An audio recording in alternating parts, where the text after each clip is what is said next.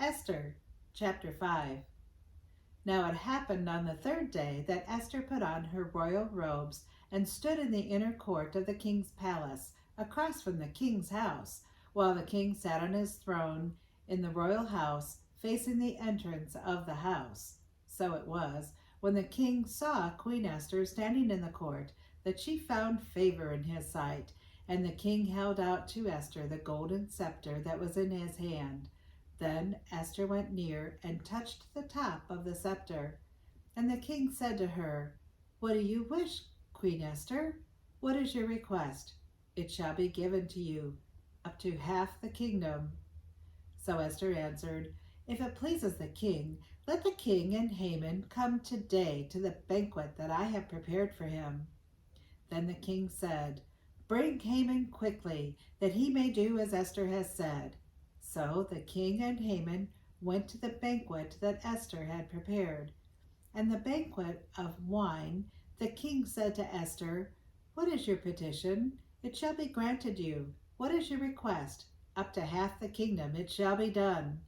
Then Esther answered and said, "My petition and request is this. If I have found favor in the sight of the king, and if it pleases the king to grant my petition and fulfill my request, then let the king and Haman come to the banquet which I will prepare for them, and tomorrow I will do as the king has said." So Haman went out that day joyful and with a glad heart.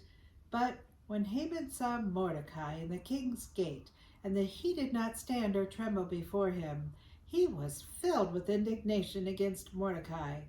Nevertheless, Haman restrained himself and went home, and he sent and called for his friends and his wife Zeresh. Then Haman told them of his great riches, the multitude of his children, everything in which the king had promoted him, and how he had advanced him above the officials and servants of the king.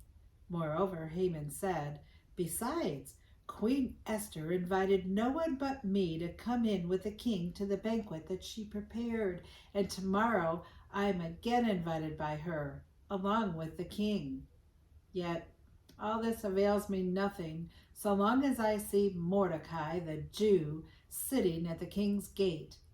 Then his wife Zeresh and all his friends said to him, "Let a gallows be made, 50 cubits high, and in the morning suggest to the king that Mordecai be hanged on it.